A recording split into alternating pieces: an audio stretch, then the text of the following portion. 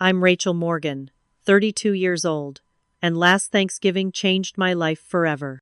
We were all gathered at my parents' mansion, Mom, Dad, my brother Kyle, and his wife Stephanie, when my father suddenly announced, "We've decided to cut you off financially, Rachel."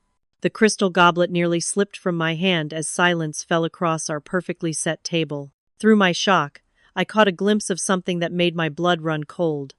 Kyle's smirk, quickly hidden behind his napkin. Before I dive into this story, where are you watching from today? Hit that like button if you've ever been blindsided by family, and subscribe to join our community of survivors who turned betrayal into triumph. To understand why my dad's Thanksgiving announcement shattered my world, you need to know about the Morgans. My father, Richard Morgan, built Morgan Real Estate Development from nothing into a multi-million-dollar enterprise spanning 3 states. Our family name adorns office buildings, luxury apartments, and shopping centers across the Northeast. My mother, Catherine, came from old money and brought both connections and capital to my father's ambitions. Together, they created a dynasty. Growing up in our 10,000 square foot home, I never wanted for anything material. Private schools, European vacations, designer clothes, these weren't luxuries in my world but expectations. Summer meant the Hamptons house, winter meant skiing in Aspen. My childhood bedroom was bigger than most people's apartments, with a walk-in closet that could have housed a small family. Kyle, 4 years my senior, was groomed for the business from the time he could talk. My little protege, Dad would say proudly, taking Kyle to construction sites and board meetings from age 12. Kyle absorbed our father's business acumen like a sponge, majoring in finance at Wharton before joining Morgan Real Estate as VP of Operations at 26. I took a different path. Art history at NYU led to my position as manager at Bellamy Gallery in Soho, a job I adored despite its modest salary. My parents never understood my passion, viewing art as merely something wealthy people collected, not a career choice. "It's a lovely hobby, dear," Mother would say, her voice dripping with disappointment. "When are you going to join the real world?" Dad would ask during our monthly dinners. "There's always a place for you in the company." What he meant was always a place beneath Kyle, who by 30 had become Chief Operating Officer. I maintained my independence in theory, but accepted their financial support in practice. They paid the rent on my Chelsea apartment, owned by Morgan Real Estate, naturally. They covered my credit card bills when gallery commissions fell short. They funded the lifestyle to which I'd been accustomed: restaurants, travel, clothing, justifying it through a trust fund that provided monthly allowances. 3 months before that fateful Thanksgiving, my boyfriend James walked out after 2 years together. "You're spoiled, Rachel," he said, packing his things. "You talk about independence, but your parents bankroll everything. You have no idea what it's like to actually struggle or sacrifice." His words stung because they contained truth. I'd been playing at adulthood while enjoying a financial safety net most people couldn't imagine. Meanwhile, Kyle and Stephanie had married in a 300-guest extravaganza at the Plaza Hotel. Stephanie, a former beauty queen with a Stanford MBA, fit perfectly into the Morgan image. They purchased a brownstone in Brooklyn Heights, with help from my parents on the down payment, and were discussing children, future heirs to the Morgan empire. The weeks before Thanksgiving, I noticed subtle changes. My mother stopped taking my calls immediately, often waiting days to return them. Lunch dates were canceled last minute. Dad's assistant, Jennifer, who had handled my trust fund distributions for years, suddenly directed my inquiries to Kyle. "Your brother is taking on more financial responsibilities," she explained apologetically. "He's requested all family accounts go through him now." I dismissed these warning signs, attributing them to everyone being busy with holiday preparations and year-end business matters. How naive I was. The invitation to Thanksgiving dinner came from Stephanie, not my mother. Another deviation from tradition that I failed to recognize as significant. "We have some family matters to discuss," she said with an odd formality. "Your parents insist you attend." As I drove my BMW, a gift for my 30th birthday, to my parents' estate that Thursday, I had no idea I was heading toward the ambush that would force me to rebuild my entire life. The Thanksgiving table gleamed with my mother's Wedgwood china, sterling silver, and crystal that had been in her family for generations. The turkey was perfectly browned, the sides arranged in silver serving dishes, and expensive wine flowed freely. Everything looked normal, deceptively so. We made it through appetizers with forced small talk. Kyle discussed recent property acquisitions while Stephanie nodded admiringly. Mother asked about my gallery's newest exhibition, though her interest felt performative. Dad remained unusually quiet, studying me between bites. It was during the main course when he cleared his throat and delivered the bombshell that would change everything. "Rachel," he began, setting down his fork with precision, "your mother and I have been discussing your situation extensively. You're 32 years old and still dependent on our support. The gallery position clearly isn't sustainable financially." I felt my cheeks flush. "Dad, we've discussed this. The art world takes time." "It's been 8 years," he interrupted. "We've decided it's time for you to stand on your own. As of today, we're cutting you off financially." The words hung in the air like smoke. My mother stared at her plate, avoiding my gaze. "What exactly does that mean?" I asked, my voice barely audible. "It means everything," Kyle interjected before Dad could answer. "The apartment, credit cards, trust fund distributions. It's time for my little sister to join the real world." His tone carried a smugness I'd never heard before. Dad nodded.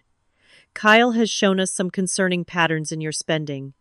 $30,000 at clothing retailers this year alone, $12,000 on restaurants and bars.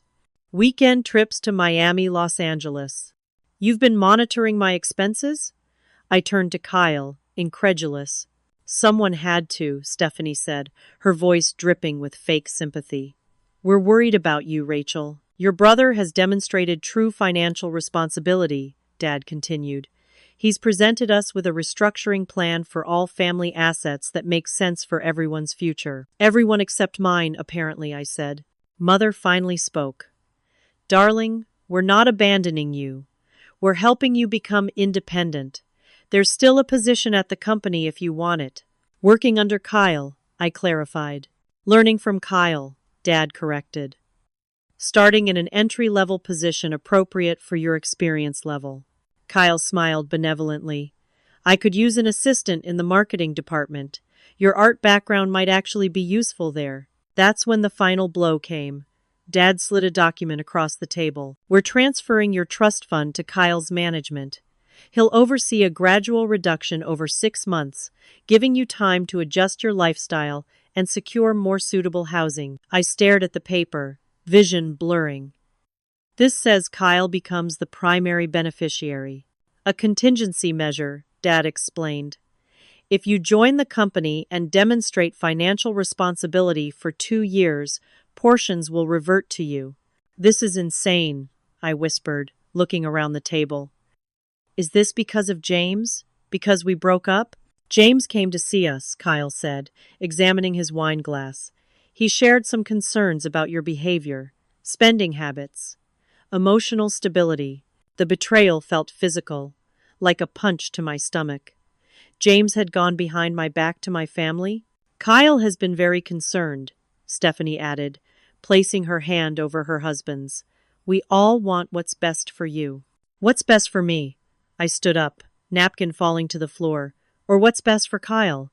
Did you tell them about the West Side Project, brother? About the investors you scared away? About the contractors who quit because you refused to pay them fairly?" Kyle's face hardened. "You don't know what you're talking about." "Jennifer talks to me, Kyle. She's been with Dad for 20 years. She sees what you're doing." "Jennifer has been let go," my father said flatly. "Kyle has hired a more suitable financial director." The final piece clicked into place. Kyle wasn't just cutting me off, he was systematically removing anyone loyal to our father's original vision, consolidating his control. "This isn't about my financial independence," I said, looking directly at my father. "This is about Kyle taking over everything, and you're too blind to see it." "That's enough!" Dad slammed his hand on the table, making the crystal jump. Your brother has shown nothing but concern for this family while you've been playing at being an art dealer on our dime. I grabbed my purse and keys. Enjoy your Thanksgiving. I hope the turkey isn't as dry as this family's loyalty. As I stormed out, I heard Stephanie murmur, "She's always been so dramatic," followed by my mother's soft sobs. The drive home was a blur of tears and rage. By the time I reached my Chelsea apartment, which apparently would soon no longer be mine, I was oscillating between panic and fury. I poured a glass of expensive wine, paid for by my soon-to-be-canceled credit card, and stared at the Manhattan skyline from my terrace. Everything I thought I knew about my family, my future, my security, had shattered in a single dinner. What I didn't yet realize was that the betrayal had only just begun. The morning after Thanksgiving, I woke to a notification storm on my phone. 3 credit cards canceled. My bank app requested urgent account verification. Email alerts from automatic bill payments failing. Kyle had wasted no time implementing the financial cutoff. I called my American Express card, the one I'd had since college. "I'm sorry, Miss Morgan, but your account was closed at the request of the primary cardholder," the representative explained. "I am the primary cardholder," I insisted. "According to our records, Richard Morgan is the primary. You're an authorized user." This pattern repeated with every financial account I contacted. Everything was either in my parents' names or controlled by the family trust, which Kyle now managed. Panic rising, I called my mother. It went straight to voicemail. I texted, emailed, even tried my father's private line. Nothing. I was brewing my 3rd cup of coffee, trying to calculate how much cash I had on hand, when my doorbell rang. Stephanie stood in the hallway, designer purse tucked under her arm, expression arranged into practiced concern. "May I come in?" she asked, not waiting for an answer before sliding past me. "I thought you might need someone to talk to." "Did Kyle send you to deliver more good news?" I asked, not bothering to hide my bitterness. "Kyle doesn't know I'm here." She surveyed my apartment appraisingly. "Nice place. Shame about the circumstances." "What do you want, Stephanie?" She perched on my couch, crossing her legs. "I want to help, Rachel. This situation doesn't need to be so adversarial. My family ambushed me, cut me off financially, and is forcing me out of my home. What part isn't adversarial? Kyle has been planning this for years," she said, her voice softening. "Even before we married, I thought you should know that." "Planning what exactly?" "Taking control of Morgan Real Estate. Your father's getting older. His decisions in the last few years haven't been as sharp. Kyle saw an opportunity to modernize the company's direction. By cutting me out completely? You were never interested in the business, Rachel. You've made that clear. But you were still entitled to half the company eventually. Kyle needed to establish that you're financially irresponsible, emotionally unstable. The calculated nature of it stunned me. Why are you telling me this?" Stephanie smiled thinly. "Insurance. Kyle's ambitious, ruthless even. I admire that, but I'm not blind. I need allies if things ever go south between us." "So I'm what? Your backup plan?" She shrugged elegantly. "Consider it mutual benefit. I have information you need. You might have value to me someday." Something felt wrong about this conversation. Stephanie had always been calculating, but this level of betrayal toward her husband seemed extreme, even for her. "What exactly do you suggest I do with this information?" I asked cautiously. "Nothing yet. But Kyle's made enemies. Your father's former partner Thomas has concerns about some of Kyle's methods. You might want to speak with him." She reached into her purse, withdrew her phone, and tapped it. "Just documenting our conversation for future reference." Ice flooded my veins. "You've been recording me?" Her smile turned predatory. "Since I walked in, Kyle asked me to get something he could use if you decide to fight back. Something about your emotional instability, perhaps threats against him." "Get out," I whispered, trembling with rage. "Don't worry. This recording won't be useful to him. But the next person who reaches out to help you, be more careful." She stood, straightening her cashmere sweater. "Oh, and you should know. Kyle had James approach your parents months ago.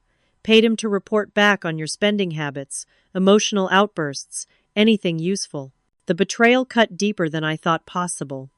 James had been Kyle's spy? As Stephanie reached the door, she turned. "You have 30 days before eviction proceedings begin.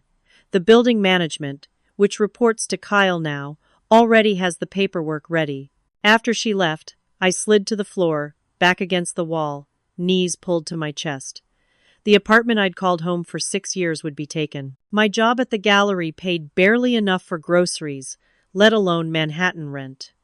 My entire adult life had been built on financial quicksand that was rapidly disappearing. My phone chimed with a text from an unknown number. "Check your bank account. K." I logged in to find my checking account drained except for $100. My savings account read closed. Kyle wasn't just cutting me off from future funds.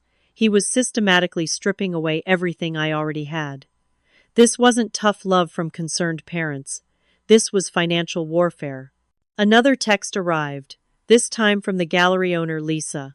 "We need to talk Monday. Kyle Morgan contacted me about becoming an investor. My brother wasn't just taking my family, he was coming for my career too."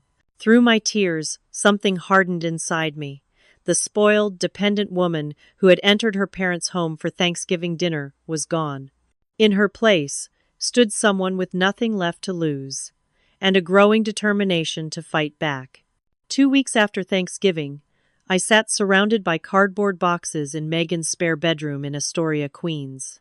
My friend, since college, Megan had immediately offered her place when I told her about my situation. "Stay as long as you need," she'd said, helping me pack what I could from my Chelsea apartment before the locks were changed.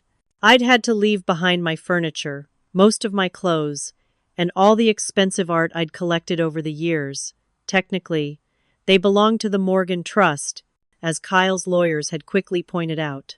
"It's just stuff," Megan said, setting a mug of tea beside me as I sorted through the remnants of my former life. "You'll rebuild." Unlike me, Megan had grown up with financial struggles.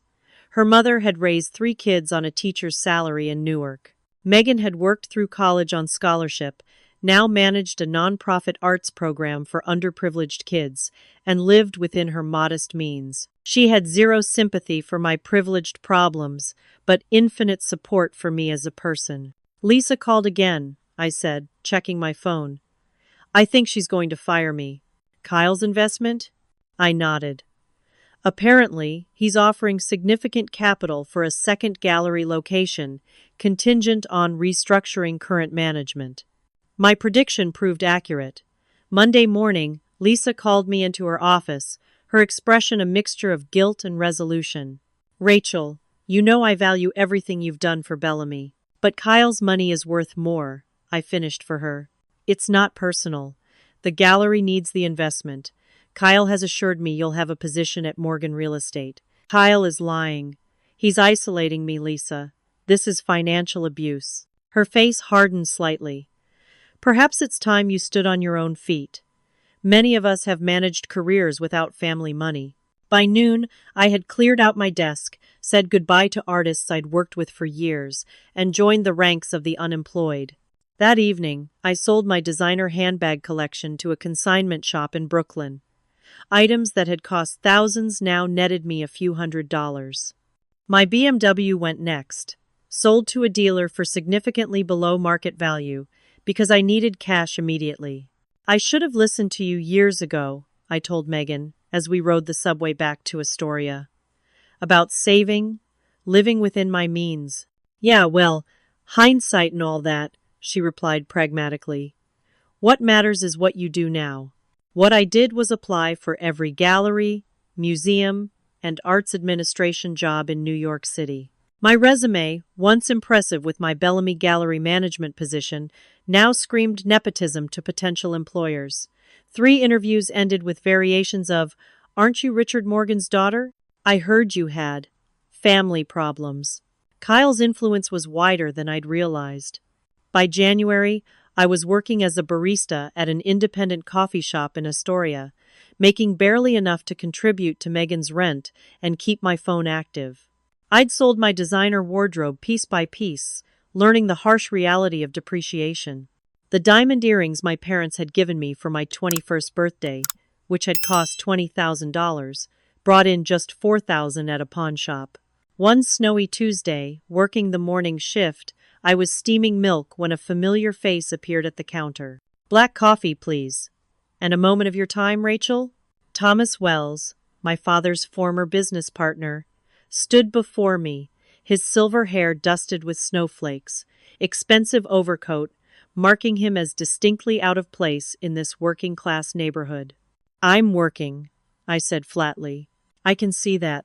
I'll wait." He did, occupying a corner table for the remaining 3 hours of my shift, periodically checking his phone while I served hipsters and construction workers. When I finally hung up my apron, Thomas gestured to the chair opposite him. "Your brother tried to have me removed from the board last month," he said without preamble. "Join the club," I replied, exhaustion making me blunt. "Kyle has implemented some concerning practices at Morgan Real Estate. Properties sold below market value to shell companies. Construction contracts awarded to firms with questionable histories. Environmental corners cut." I studied Thomas's face. My father had split with him 5 years earlier over philosophical differences, Dad's words. At the time, I hadn't paid attention to the business details. "Why tell me? I have zero influence in the company." "Because Richard won't listen to me. He believes everything Kyle tells him. But he might listen to his daughter." I laughed bitterly. "You clearly haven't been keeping up with family news." "I know exactly what Kyle did to you," Thomas said, leaning forward. "I have eyes and ears throughout the company. Jennifer reached out to me after she was fired." "Jennifer?" The mention of my father's loyal assistant sparked interest. Thomas slid a USB drive across the table. Financial records, board meeting minutes, emails. Jennifer collected quite a file before Kyle terminated her. "Why would you help me? I invested 30 years in Morgan Real Estate. Your father and I built it from nothing before Kyle was even born. I won't watch your brother dismantle its reputation for quick profits." That night, Megan and I reviewed the documents on her laptop. Proof of Kyle systematically manipulating my parents. Emails to my father raising concerns about my mental health. Doctored financial reports showing my spending as more reckless than it was. Communications with James going back a year before our breakup. "He's been planning this takeover meticulously," Megan observed. "Not just pushing you out, but consolidating control from everyone loyal to your dad." The most damning evidence showed Kyle had created fake investment entities to funnel company funds into personal accounts. He was embezzling millions while presenting himself as the company's financial savior. "This is enough to have him removed from the company," I said, hope flickering for the first time in months. "If your father believes it," Megan cautioned, "Kyle's had years to cement his influence." That night, alone on Megan's lumpy pull-out couch, I hit my emotional rock bottom. I sobbed until no tears remained, grieving the family I'd thought I had, the support system I'd taken for granted, and the naive trust I'd placed in people who saw me as nothing but an obstacle. By morning, something had changed. The helpless anger had crystallized into determination. I'd grown up in wealth and privilege, insulated from consequences, dependent on others. That woman was gone. In her place stood someone with nothing left to lose and everything to fight for. "I need to rebuild myself before I can take on Kyle," I told Megan over breakfast. "What's the plan?" "First, financial independence. Real independence, not the fake kind I had before. Then gathering allies. And finally, exposing Kyle for who he really is." I contacted my mother that day, hoping against hope that she might be an entry point back into the family. To my surprise, she agreed to meet, a small step that gave me hope I wasn't fighting alone. I had no idea this would lead to perhaps the most painful betrayal yet. February arrived with bitter cold and my cautious optimism. Between barista shifts, I meticulously organized the evidence Thomas had provided, creating a clear timeline of Kyle's manipulation and financial misconduct. Thomas introduced me to former employees who shared stories of Kyle's ruthless management style and questionable decisions. He fired the entire environmental compliance team after they raised concerns about the Riverside development, explained Mark, who had worked as a project manager. Replaced them with a single consultant who approves everything without site visits. Sarah, a former accountant, detailed how Kyle had created a Byzantine structure of subsidiaries and holding companies. Classic patterns for moving money where oversight is minimal. With each conversation, the picture became clearer. Kyle wasn't just controlling the company, he was extracting value at every turn, enriching himself while potentially setting up my father to take the fall for any regulatory issues. My mother finally agreed to meet at a small cafe in Greenwich Village, neutral territory far from family properties. When Catherine Morgan entered, I barely recognized her. My elegant, always composed mother looked thin, her designer outfit hanging loosely, dark circles beneath expertly applied makeup. "Rachel," she said, embracing me briefly before sliding into the booth. "You look different."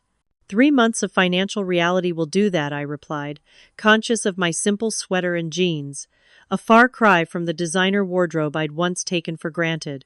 "This situation has been difficult for everyone," she said, stirring her tea endlessly. "Your father isn't sleeping. The stress." "Mom, I need to show you something," I interrupted, pulling out selected documents from my bag. "Kyle has been systematically manipulating Dad, the company, all of us." She glanced at the papers without touching them. "Your brother has been very transparent about company operations. These financial statements show funds being diverted to shell companies Kyle controls personally. He's stealing from the company." He explained those structures.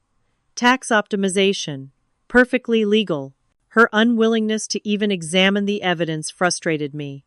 "Mom, he paid James to spy on me and report back. He created a false narrative about my spending and mental health." A flicker of something, doubt, guilt, crossed her face. "Rachel, we've been concerned about you for some time. Your lifestyle choices." "What lifestyle choices? Working at a gallery? Not wanting to join the family business?" "Your father built Morgan Real Estate for his children. Kyle embraced that legacy while you rejected it." I leaned forward. "Did Dad build it so Kyle could dismantle its ethical foundations? Fire loyal employees? Push out his own sister?" Kyle made some difficult but necessary decisions. She reached for my hand. "Come home, Rachel. Accept the position Kyle has offered. Be part of the family again." For a moment, I allowed myself to imagine it. The comfort of financial security. My apartment back. The Morgan name opening doors again. "I can't work for someone who orchestrated my destruction, Mom." "Then I don't know how to help you," she said, her voice hardening slightly. As she gathered her purse to leave, a text notification lit up her phone screen. The name was clearly visible, Kyle. Understanding dawned with sickening clarity. "He sent you, didn't he? This whole meeting was his idea." Her silence confirmed it. "What is he afraid I might do? What did he tell you to find out?" "He's worried you're becoming desperate," she admitted finally. "That Thomas Wells is using you to attack the company." "Using me? Mom, I'm trying to protect Dad's legacy. The real one, not Kyle's corrupted version." Tears filled her eyes. "Your father isn't well, Rachel, his heart. The doctors say he needs to avoid stress. Kyle is handling everything so Richard doesn't have to worry." The manipulation was even more extensive than I'd realized. Kyle had positioned himself as my father's protector while using my father's health as a shield against scrutiny. "Kyle has convinced you both that I'm the enemy," I said quietly. "Can't you see what he's doing?" She stood, avoiding my gaze. "Come home on Kyle's terms, Rachel. It's the only way forward." As she walked away, my phone buzzed with a text from Thomas. "Meeting tomorrow. Found major irregularities in West Side Project. Bringing documentation." The West Side Project was Kyle's signature development, a massive mixed-use complex that had broken ground the previous year. If there were financial improprieties there, it could be the key to exposing him. Thomas and I met at his lawyer's office for security. He brought financial records showing Kyle had been embezzling from the West Side project accounts, millions siphoned through subcontractors that existed only on paper. "This is criminal activity," Thomas's lawyer confirmed. "Securities fraud, embezzlement, potentially tax evasion." "We take this to my father," I decided. "With evidence this clear, he has to see the truth." "Your father isn't making decisions anymore," Thomas cautioned. "Kyle has isolated him, controls access to him. We need leverage first." We developed a strategy: gather more documentation, approach keyboard members individually, then present everything formally at the quarterly board meeting in March. What I didn't know was that Stephanie had followed me to Thomas's office. That night, she called. "Kyle knows you're working with Thomas," she said without greeting. "He's moving up the timeline for the West Side property transfer." "How did he find out?" "Your mother told him everything about your meeting. And I may have mentioned seeing you enter a building with Thomas." The betrayal stung, though I should have expected it from Stephanie. "I thought you were playing both sides." "I am," she said coolly. "Which is why I'm telling you Kyle offered Thomas $20 million this afternoon to drop whatever he's planning." Thomas accepted. "You're lying," I said, but doubt had already taken root. "Call him yourself." Thomas didn't answer my calls that night, or the next day. When I went to his office, his assistant informed me he had left for an extended vacation in the Cayman Islands. When Thomas finally returned my call 3 days later, his voice was distant, formal. "I've reconsidered my position regarding Morgan real estate matters. I suggest you focus on rebuilding your own life, Rachel." "He bought you off," I said flatly. "I made a business decision. You should consider what Kyle might offer you." The phone went dead. I was truly alone now. Thomas had been my strongest ally, with the documentation and business knowledge I needed.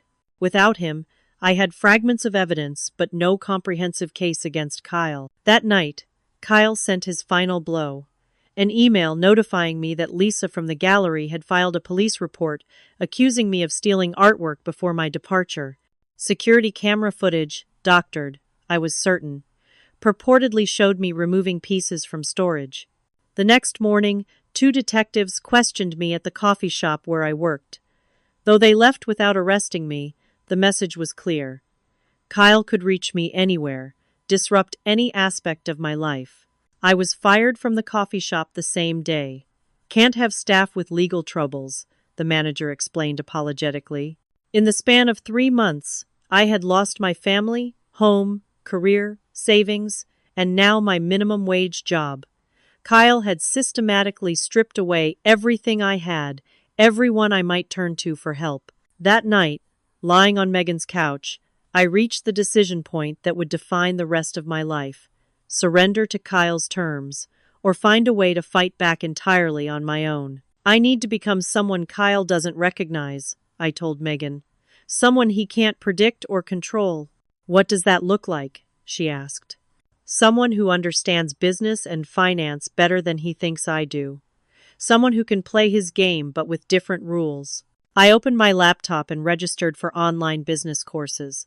The Rachel Morgan who had existed before Thanksgiving was gone forever. The woman taking her place was just beginning to discover her own strength. By early March, I had transformed my approach completely. I devoured online business courses, studying financial management, corporate governance, and real estate development fundamentals. Megan's roommate Julia, a law student, tutored me in corporate law basics in exchange for help with her art history papers. I created a detailed map of Kyle's business operations on Megan's bedroom wall. Companies, properties, key personnel, suspicious transactions, connecting them with colored strings like a detective in a crime drama. Each connection revealed more about his vulnerabilities. The gallery theft accusations mysteriously disappeared after Julia helped me draft a stern legal letter threatening counteraction for defamation. My first small victory against Kyle's intimidation tactics. Through social media monitoring, I learned Kyle would be working late at the Morgan Real Estate headquarters one Thursday evening. The executive floor would be largely empty, as most senior staff attended a real estate awards dinner. This is incredibly risky, Megan warned, as I dressed in the black pencil skirt and white blouse I'd kept from my gallery manager days. He could have you arrested for trespassing. The building receptionist has known me since I was 12, I replied, applying lipstick with steady hands. And I still have my access card. Kyle probably forgot to deactivate it. And if he did remember, I smiled grimly, then I'll create a scene in the lobby that will be very embarrassing for the Morgan family reputation. The security guard waved me through with a friendly greeting, not even checking if my card still worked. I rode the elevator to the executive floor, heart pounding but resolve firm. Kyle's assistant had left, his office door ajar as he worked alone, surrounded by architectural models of the West Side project. When I pushed the door open, the shock on his face was momentarily satisfying. "What are you doing here?" he demanded, recovering quickly. "Family visit," I replied, closing the door behind me. "Nice office. Dad's old one, right? Even kept his furniture. If you're here to beg for money, save your breath. Security is one call away." "I'm not here for money, Kyle. I'm here to understand." "Understand what? Why destroying me became such a priority for you? What did I ever do except stay out of your way?" He leaned back, studying me with the calculated gaze I'd seen him use in business negotiations. "You really don't get it, do you? Even now, after everything. Enlighten me." "You stayed out of the business but stood to inherit half of everything," he said, voice hardening. "Half the company I've dedicated my life to building, while you played with your little paintings and sculptures. Dad built this company, not you. Dad built the foundation. I've tripled revenue in 5 years." He gestured to the project models surrounding us. "The West Side development alone will be worth more than everything Dad accomplished in his first 20 years. By cutting corners, ignoring environmental regulations, and squeezing out the smaller businesses that have been in that neighborhood for generations." His eyes narrowed. "How would you know anything about the West Side project?" "I know more than you think, Kyle. About the shell companies, the diverted funds, the falsified environmental impact studies." A flash of uncertainty crossed his face before his expression hardened again. "Sounds like Thomas has been filling your head with conspiracy theories. Before he came to his senses, that is." "Thomas provided documentation, yes. But I've done my own research too. It's amazing what public records can reveal when you know where to look." Kyle stood abruptly, circling his desk to tower over me.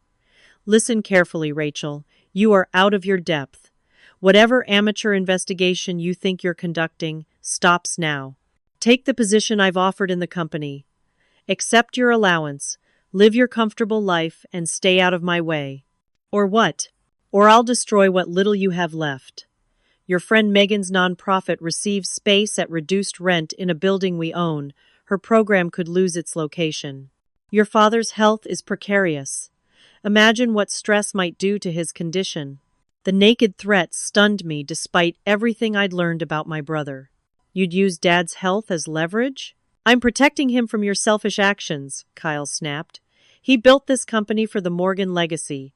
I'm securing that legacy. By embezzling millions? By driving out Dad's loyal employees? That's the legacy you're protecting? You have no proof of anything.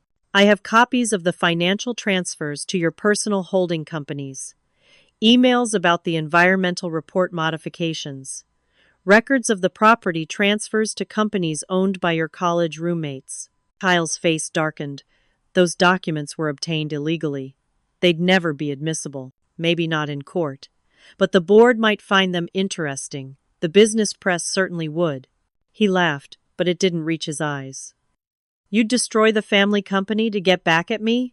Prove my point about your selfishness?" "I'd protect the company from you, Kyle. There's a difference." He moved with unexpected speed, grabbing my arm. "You have no idea what I'm capable of." "Actually, I do." I pulled my phone from my pocket, displaying the active recording app. "That's why I've been recording this entire conversation." His grip tightened painfully.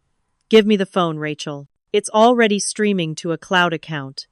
And the building security cameras in this office are capturing your current physical intimidation. Let go. When he released my arm, I stepped back, maintaining eye contact. I want my trust fund restored, my apartment back, and a position on the board, not working under you. Never going to happen.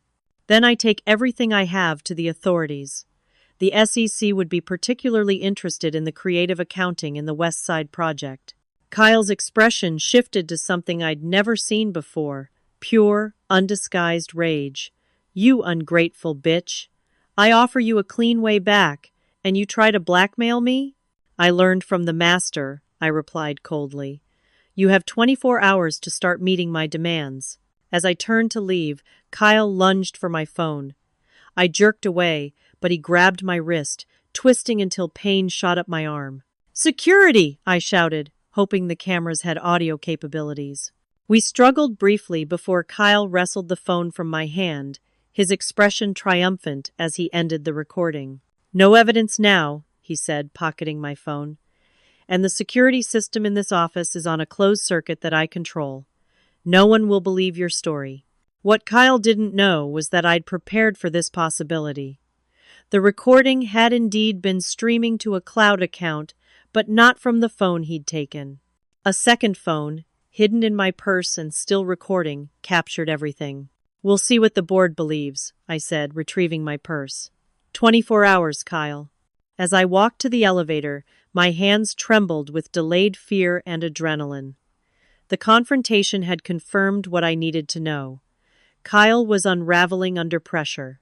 His controlled facade had cracked, revealing the desperate man beneath. The next morning, I received a text from an unknown number. Security footage deleted. Phone will be returned to police as found item. This isn't over, K. Kyle had moved faster than I anticipated. The building security recordings that might have shown our confrontation were gone.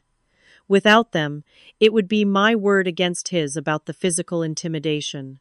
But I still had my secret recording and the documentation I'd been gathering. The final confrontation would have to happen at the upcoming board meeting, where Kyle couldn't control every variable. My phone rang, Stephanie's number. Expecting another betrayal, I almost didn't answer. Kyle's coming unglued, she said without preamble. He came home last night ranting about you threatening him. He doesn't know I'm calling. Why are you? Insurance, like I said before. Kyle's becoming a liability. I've built too much of my own reputation to go down with him if things implode.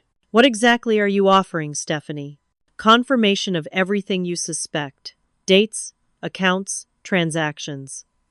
I've had my own records for months. Protection for exactly this scenario. Why would I trust you after last time? Because I'm pregnant, she said, her voice suddenly vulnerable. The Morgan legacy is my child's birthright too. I won't let Kyle's greed destroy that. By the day's end, Stephanie had provided detailed financial records matching what Thomas had shown me, plus additional documentation of Kyle's most recent activities. If you use this, I'll deny providing it, she warned.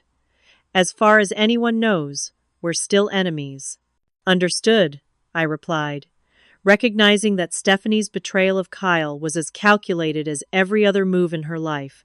She wasn't becoming moral, just repositioning herself on the winning side. With Stephanie's information completing my case against Kyle, I began final preparations for the board meeting confrontation. The spoiled, dependent sister Kyle thought he'd destroyed was gone. In her place stood a woman who had learned to fight with her brother's own weapons, but who still had one thing Kyle had lost along the way: a moral compass that would guide how far I was willing to go. The week after my confrontation with Kyle became a crash course in corporate warfare. I needed more than evidence. I needed a comprehensive strategy and the skills to execute it. Megan, let me convert her living room into a war room. Whiteboards detailed company organization, property holdings, and board member relationships.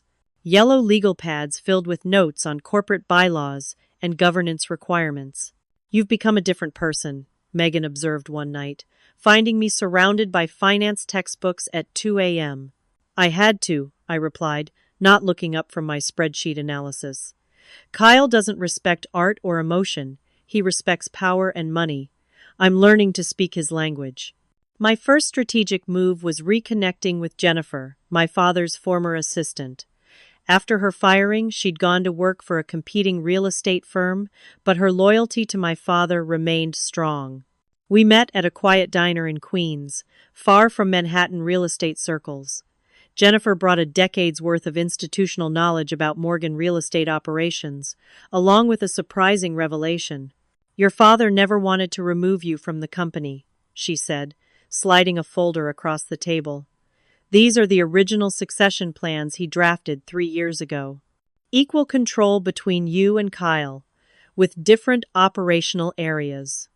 He wanted you to oversee the cultural and community development aspects." "Dad never mentioned this to me," I said, studying the documents with their official Morgan letterhead and my father's signature. "Kyle intercepted the proposal before your father could present it. He convinced Richard you'd reject anything related to the company, and Dad believed him?" Jennifer's expression softened. "Your father has always been conflict avoidant with his children. Kyle exploited that, presenting himself as the mediator trying to honor everyone's wishes. Jennifer also provided access to digital records I couldn't have obtained otherwise, board meeting minutes, shareholder communications, and most crucially, proof that Kyle had concealed my father's original succession plans from the board. "The board believes your removal was your father's decision," Jennifer explained. "Most of them have known you since childhood. They wouldn't have approved Kyle's actions if they'd understood the manipulation involved." Armed with this information, I began approaching minority shareholders who'd been negatively affected by Kyle's leadership. Most were reluctant to speak openly, fearing Kyle's retribution, but several provided written statements about concerning patterns they'd observed. Meanwhile, I immersed myself in learning Kyle's business tactics. I took online courses in financial analysis, corporate governance, and real estate development. I studied the company's public filings and analyzed their property portfolio to identify patterns in Kyle's investment strategies. "You need to understand his psychological weaknesses too," Megan advised. "Kyle's not just a businessman, he's your brother. What makes him tick?" This insight led me to examine our childhood dynamics more closely. Kyle had always craved our father's approval above all else. His business decisions often reflected a desire to make bigger, more impressive deals than our father had, even when smaller projects would have been more profitable. Kyle's not just greedy, he's insecure, I realized. He needs to prove he's better than Dad. This psychological understanding became crucial to my strategy. Kyle expected me to attack him directly with accusations of financial misconduct. He wouldn't anticipate an approach that appealed to protecting our father's legacy, the very thing Kyle claimed to value. 2 weeks before the board meeting, I made my boldest move yet.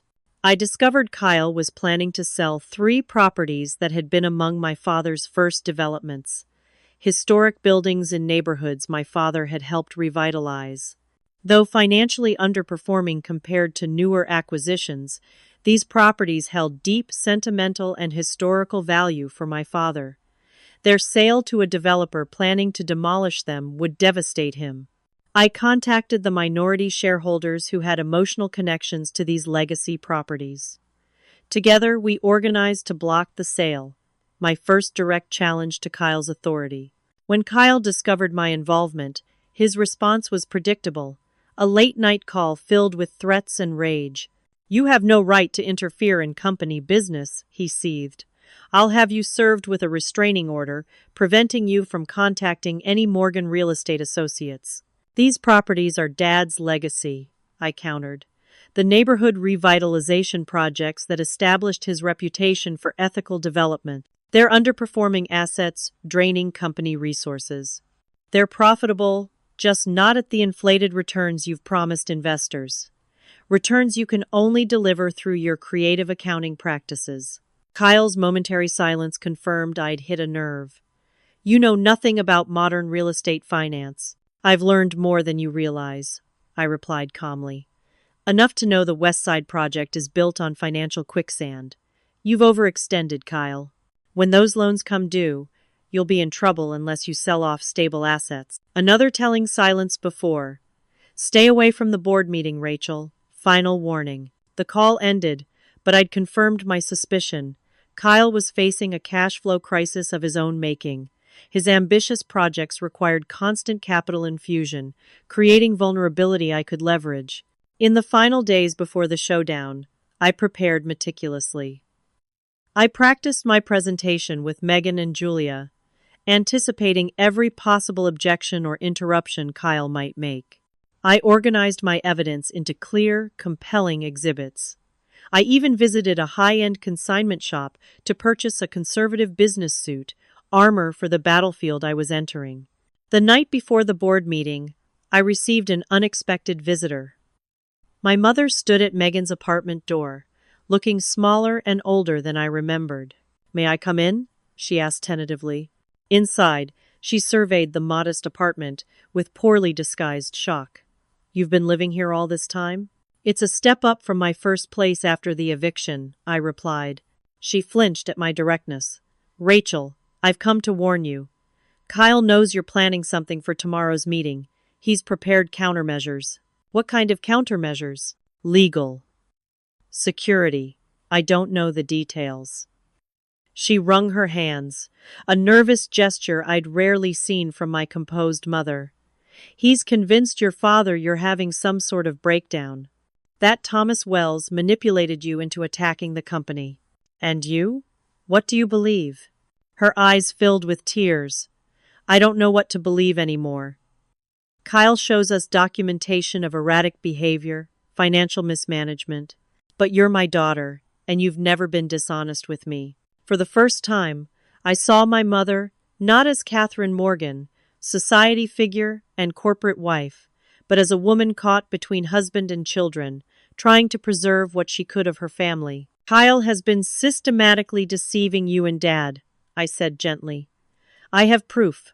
Real proof, not manipulated documents. Your father's heart can't take this conflict," she pleaded. "The doctors have warned us about stress. I'm trying to protect Dad too, Mom. Kyle's actions could destroy everything he built." She studied me for a long moment. "You've changed," she finally said. I had to. After she left, promising nothing but taking a folder of key evidence with her, I felt an unexpected sense of peace. Whatever happened tomorrow, I had become someone who could stand on her own, financially, emotionally, strategically. The privileged, dependent Rachel who'd been ambushed at Thanksgiving dinner was gone. In her place stood a woman who had lost everything external but discovered internal strengths she never knew she possessed. "Ready for tomorrow?" Megan asked, finding me reviewing my presentation one final time. "As ready as I'll ever be," I replied, closing my laptop.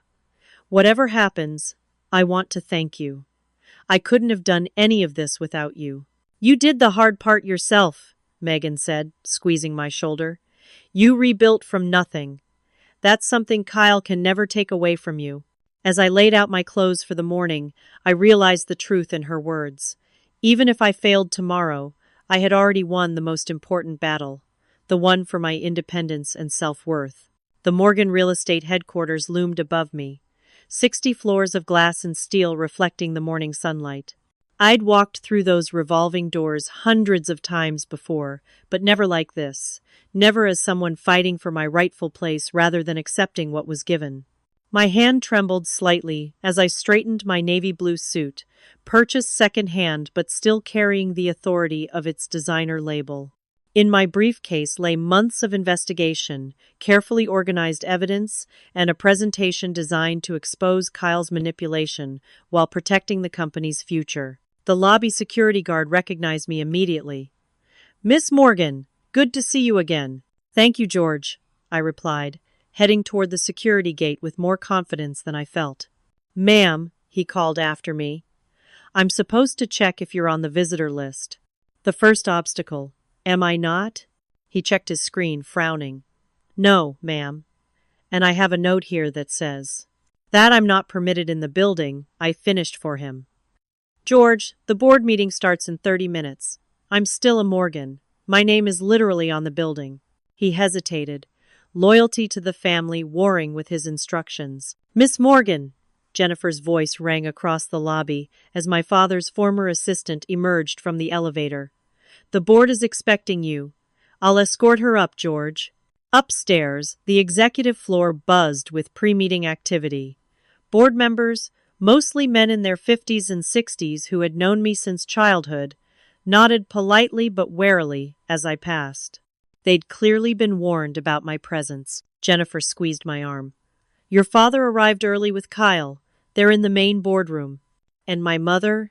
Already seated. She seems different today. More alert than I've seen her in months. Outside the boardroom, I took a deep breath, mentally reviewing my opening statement.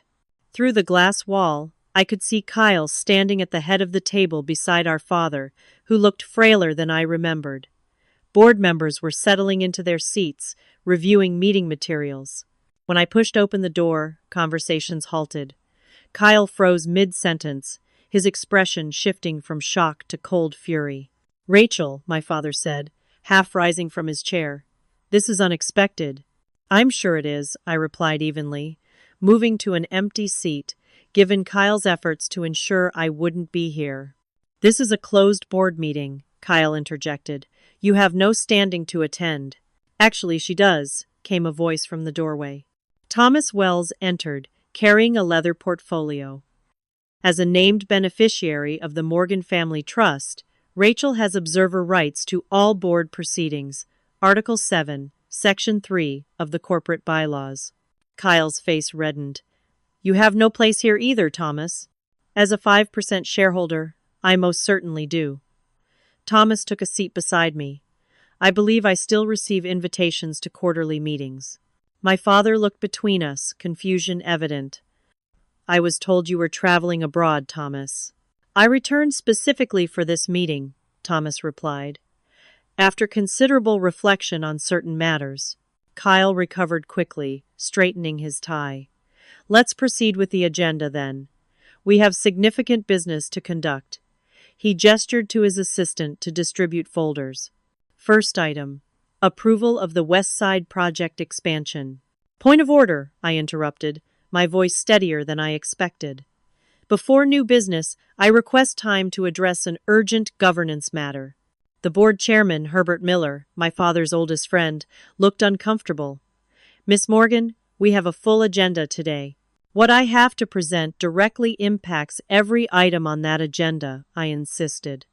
It concerns fundamental issues of corporate governance and fiduciary responsibility. Herbert glanced at my father, who nodded slightly. 10 minutes, Herbert conceded. Kyle moved to object, but my father raised his hand. Let's hear what Rachel has to say. I stood, distributing my own prepared materials to each board member. What I'm presenting today is evidence of systematic financial mismanagement and self-dealing that threatens the company's stability and reputation. As board members opened their folders, I launched into my presentation. Methodically, I outlined Kyle's gradual consolidation of control, the removal of oversight positions, and the creation of shell companies that funneled Morgan real estate funds into his personal accounts. The West Side Project, which you'll be discussing today, represents the culmination of these concerning patterns, I explained, directing attention to specific financial statements. Construction funds allocated for environmental remediation were diverted to accounts controlled by Kyle personally. Critical safety inspections were bypassed through falsified documentation. Kyle interrupted repeatedly, his composure slipping with each detailed allegation. These are absurd claims from someone bitter about being removed from the family payroll. These are documented facts, I countered, verified by independent financial analysts. I turned to my father, who sat ashen-faced, reviewing the materials with increasing distress. Dad, I know this is difficult to hear. Kyle has worked hard to convince you I'm the problem, emotionally unstable, financially irresponsible. But he's been systematically lying to you while endangering everything you built. You have no proof, Kyle snapped. I have your own words, I replied, nodding to Jennifer, who distributed transcripts of my recorded confrontation with Kyle. And I have testimony from contractors who were pressured to falsify reports, employees who were terminated for raising concerns, and financial records showing the money trail. The boardroom fell silent as members reviewed the damning material.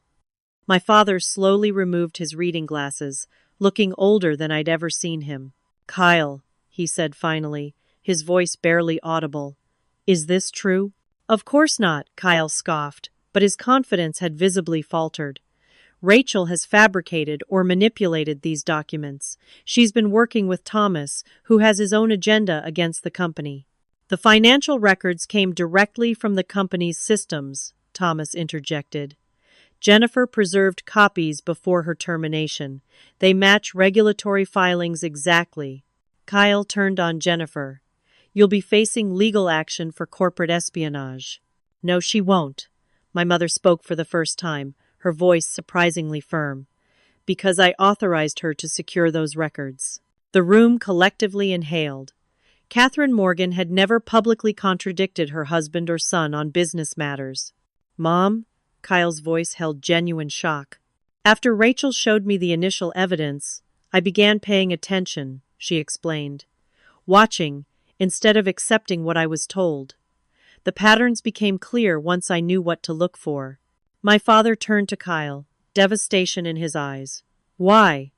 We gave you everything. I built this company into what it is today," Kyle shouted, abandoning all pretense of control. "Your outdated management style was holding us back. I delivered record profits through fraud," I interjected. "Profits that will evaporate when regulators examine the West Side project financing." Herbert cleared his throat. "Given the severity of these allegations, I moved to suspend all current projects pending a full financial and regulatory compliance audit." "I second," said another board member. "This is absurd," Kyle sputtered. "You can't seriously." "Wait," I interrupted. "Suspension alone isn't sufficient. The evidence shows Kyle has already begun moving company assets to shield them from scrutiny." I turned to the board. "I propose 3 immediate actions. 1. Remove Kyle from all operational roles pending investigation. 2. Establish an independent oversight committee including minority shareholders. 3. Bring our concerns proactively to regulatory authorities rather than waiting for them to find the problems." "You'll destroy the company," Kyle shouted. "I'm trying to save it," I replied calmly. "From you." The vote happened rapidly after that. Kyle was removed from his positions by unanimous decision, pending a full investigation. Security was called to escort him from the building and secure his office and electronic devices. As Kyle was let out, he locked eyes with me one final time. "This isn't over," he hissed. "Yes," I replied quietly. "It is." In the aftermath, my father approached me, tears in his eyes. "Rachel, I don't know what to say. I failed you completely." "You were manipulated by someone you trusted," I said, feeling the anger I'd carried for months beginning to dissolve. "We all were, not you," he said, taking my hand. "You saw through it when the rest of us couldn't, or wouldn't." "I had help," I acknowledged, glancing at Thomas and Jennifer. "And motivation. Kyle took everything from me, thinking it would break me. Instead, it forced me to become stronger." In the boardroom's corner, my mother stood watching us, uncertainty in her posture. I extended my other hand toward her. After a moment's hesitation, she joined our circle, completing a family reunion I'd once thought impossible. "We have a lot to rebuild," my father said.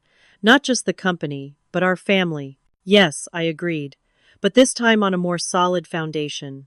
As board members filed out, Herbert paused beside me. "The company will need steady leadership through this crisis," he said. "Someone who understands both the business and ethical considerations." I understood his implication but shook my head. "I'm not ready for that role yet. I still have a lot to learn about the industry." "But you know more about this company's true situation than anyone," he persisted. "And you've demonstrated exactly the integrity we need." "I'll help with the transition," I promised. "But I want to earn any position I hold here, not receive it by default. My father squeezed my hand, pride replacing the devastation in his eyes.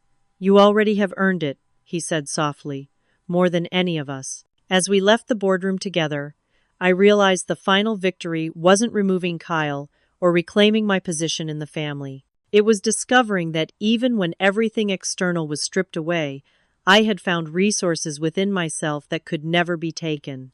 6 months after the dramatic board meeting, I stood at my office window overlooking Manhattan's skyline.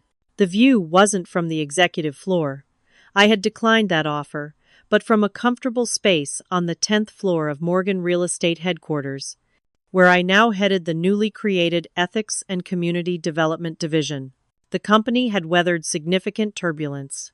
Kyle's financial manipulations required extensive cleanup, restructuring loans, renegotiating contracts, and most painfully, self-reporting regulatory violations to minimize penalties.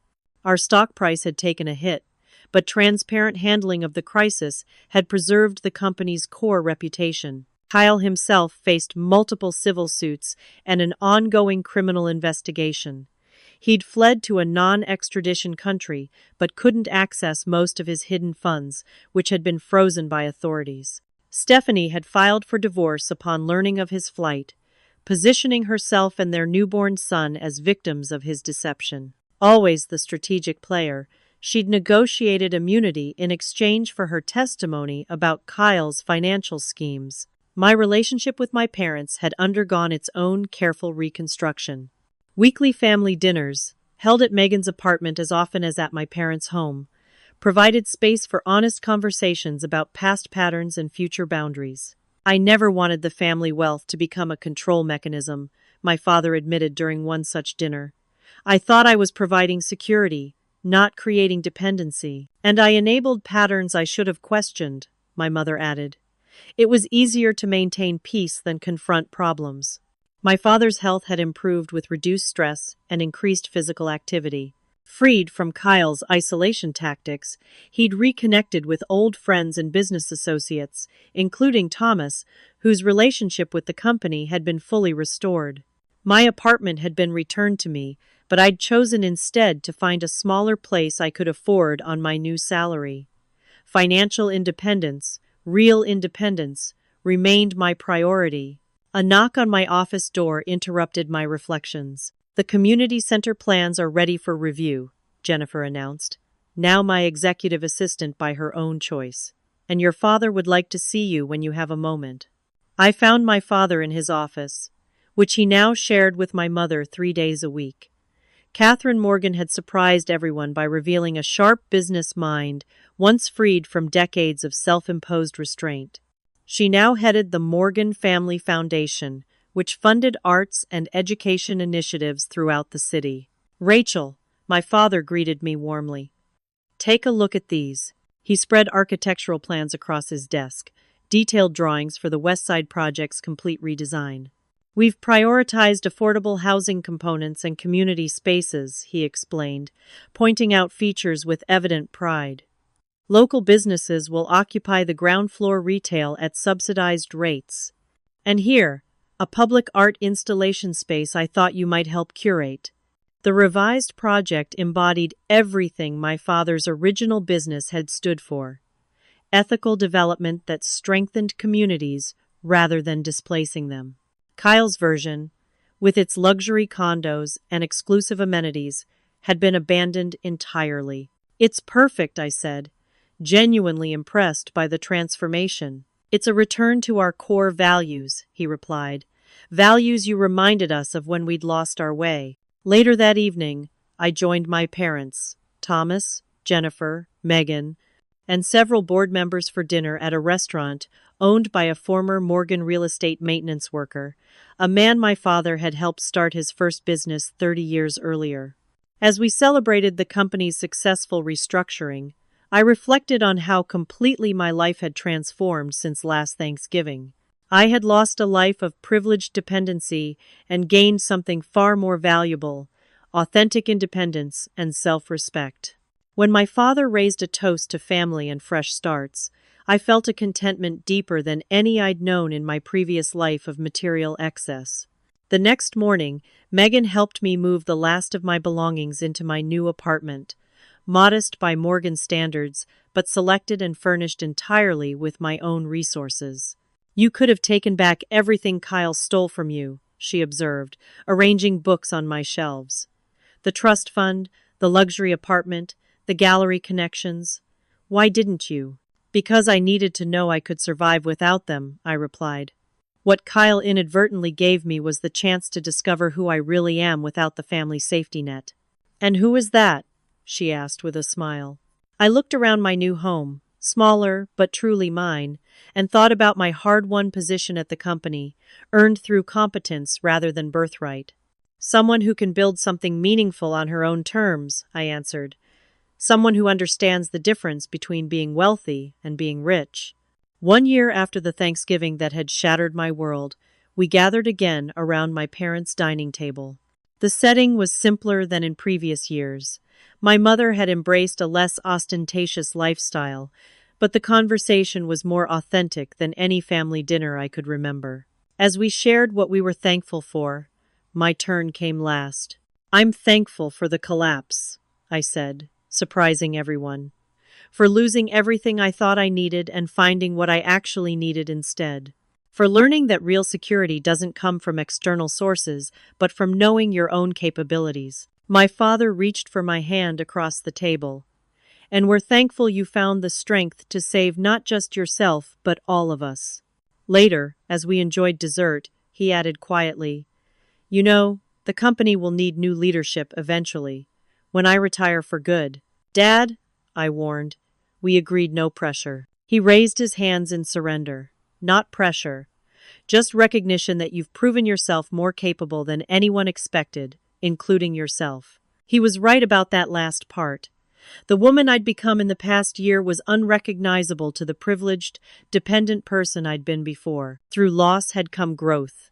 Through betrayal, wisdom. Through struggle, genuine strength. As we left the dinner table, my mother embraced me.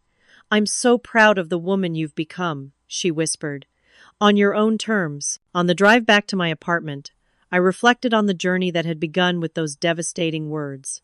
"We've decided to cut you off financially."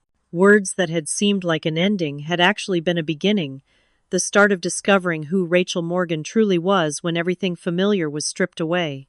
And that, I realized, was something worth being thankful for after all. What about you? Have you ever faced a betrayal that ultimately led to personal growth, or experienced a moment when losing something important actually opened the door to something better? Share your stories in the comments below. I'd love to hear how you transformed your own challenges into opportunities for growth. Don't forget to like this video if it resonated with you, subscribe for more stories of resilience and transformation, and hit that share button if you know someone who might need to hear this message today. Thank you for joining me on this journey. Sometimes our greatest strengths are discovered in our moments of greatest vulnerability.